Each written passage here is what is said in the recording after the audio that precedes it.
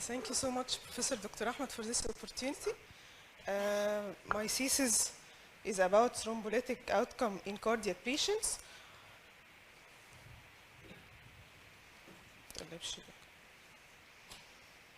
ما بتقلبش هنا؟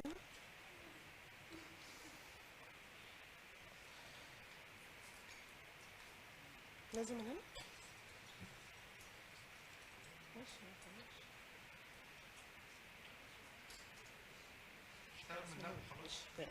This is my agenda. A bit of introduction. Heart failure is a risk factor for ischemic stroke. AF as a risk of recurrent AF as a risk factor of recurrent ischemic stroke and death, efficacy and safety of intravenous thrombolysis in AF patients, heart failure in ischemic stroke, endothelial dysfunction and its effect by heart failure, IV TPA causes endothelial dysfunction, and my thesis outcome. Cardiac embolism accounts for increasing proportion of ischemic stroke, which might increase several folds in the next decades. Cardiac diseases are closely related to stroke mainly as causative etiology, yet it affects the outcome as well clinically and radiologically. Heart failure affects long-term outcome as well as effective recanalization when TPA is given. This is a retrospective study depending on USA insurance patients, including 7,000 patients. These patients having reduced ejection fraction, and they measured the B-type natriuretic peptide, and they saw the outcome regarding the risk of stroke and acute MI among these patients. As we can see, the blue line represents patients with reduced ejection fraction less than 40%, having 4.6% risk of developing stroke. Patients with ejection fraction ranging between 40% and 49% also have increased stroke risk than patients with preserved ejection fraction. Conclusion of this study that reduced ejection fraction less than 40% had significant higher rate of stroke and the MI than in patients with preserved ejection fraction, as well as the high B-type natriuretic peptide. This is a study depending on the Chinese National Stroke Registry. This registry had 19,000 patients. They saw the outcome of patients non-AF, whether before stroke or detected after stroke, at a 1-year follow-up from 2012 to 2013. The AF diagnosed at time of stroke had similar risk of 1-year ischemic stroke recurrent and mortality when compared to non-AF patients, and higher risk when compared to the sinus patient risk. This is a meta-analysis including 18 study. Number of patients were around 8,500, showing that acute ischemic stroke patients with AF had worse outcome than those without AF after thrombolytic therapy, affecting both NIH stroke scale and the MRS after 3 months. Also, they had higher incidence of symptomatic intracerebral hemorrhage after thrombolysis. Of course, type of patients affected this outcome in the form of high age and high NIH stroke scale from the beginning. This is a systemic review detecting the safety of thrombolysis in acute ischemic stroke patients.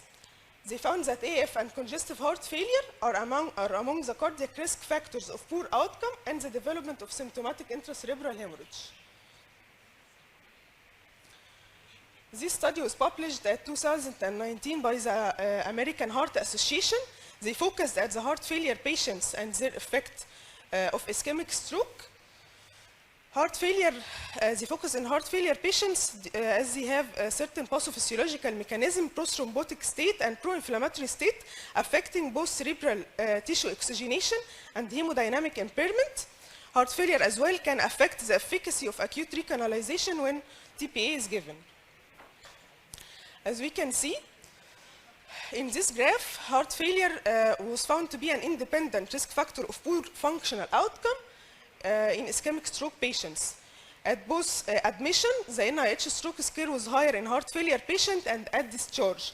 Also, the modified Rankin scale of 3, 4, and 5, and 6, which is poor outcome after 3 months, was higher in the heart failure patients than patients which had no heart failure.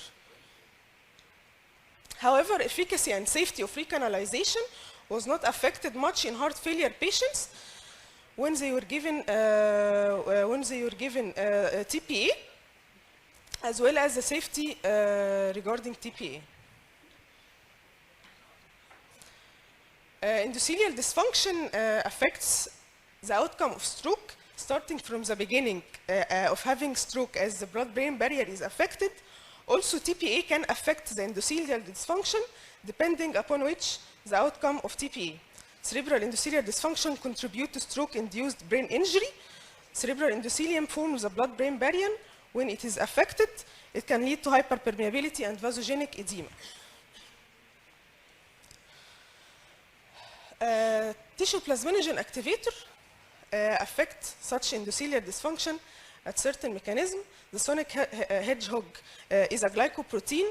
It has certain morphogenic and mitogenic property, having angiogenic factor to develop tissues and angiogenesis. It is found to play an important role at embryonic tissue development as well. TPA can block SHH signaling pathway, and it is one of the mechanisms by which it can affect the reperfusion and cause ischemic reperfusion injury by the TPA. It is one of the mechanisms they are thinking is the cause of poor outcome after TPA. Endothelial dysfunction and heart failure are connected. Decreased cardiac output, which is seen in heart failure patient, is mainly caused by affecting the nitric oxide.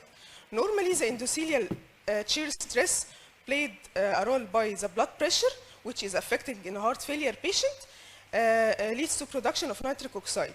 When nitric oxide decreases, it leads to three mechanisms. First, it affects the endothelial progenerator cells and disabling the regeneration and the repair of the endothelium. Second, it can cause vasoconstriction due to its absence and increase the vascular stiffness, and it can lead to further decrease of the cardiac output.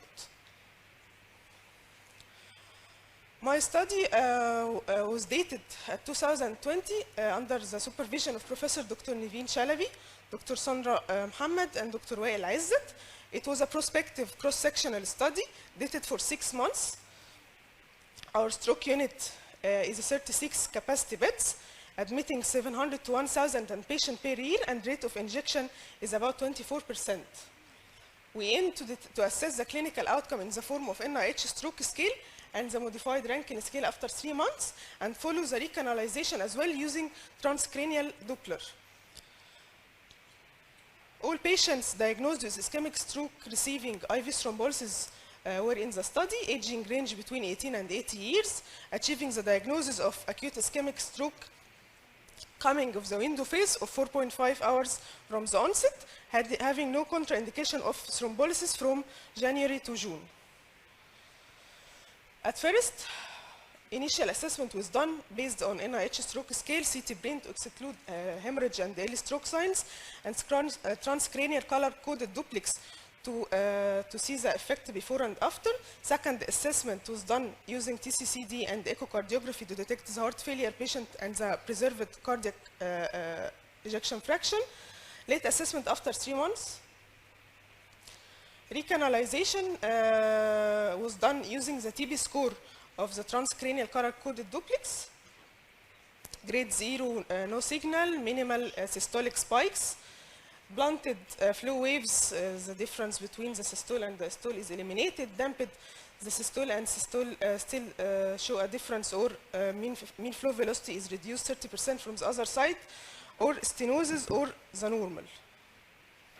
This is a true patient. This is the TCCD was done before the injection, or at the first few minutes of the injection, showing TB score 3, damped flow, and this was done after 1 hour. As we can see, normal flow is started to regain. The whole number of patients at this period was 42. Cardiac patients were 30. Heart failure patients defined as 35% ejection fraction were 12. Regional motion abnormalities, 21 patients, including the 12 patients of the heart failure. AF patients were 11. Non-cardiac patients were only 12. successful recanalization, meaning TB5, clinically improvement of 4 or more decrease of the NIH stroke scale from the onset was favorable, and modified ranking of 0, 1, or 2. This is our statistics. The first table showing patients with heart failure, 58% improving after thrombolysis versus 80% of patients having no heart failure. Though it is not statistically significant, however, it is a percentage to be taken. Regional wall motion abnormalities patients also showing significant difference. AF patients showing 54% improvement versus 68% of patients having no F. TB score with significantly correlating with clinical improvement as well as radiological improvement. Conclusion, patients with cardiac conditions affecting the contractility in the form of regional wall motion abnormalities and heart failure showing worse outcome in both acute stage and after 3 months follow-up. AF didn't differ in acute and long-term follow-up, at least for our study. Adequate recanalization was directly proportional to the good outcome clinically. Our study had limitations, number of patients, it was a short period of 6 months only. Limited number didn't reach the clinical significance of heart failure patients. Only 2 patients had worsening of their images in the form of hemorrhagic transformation was not included in the statistics. Small number of thrombectomy patients were done at this time. Thank you.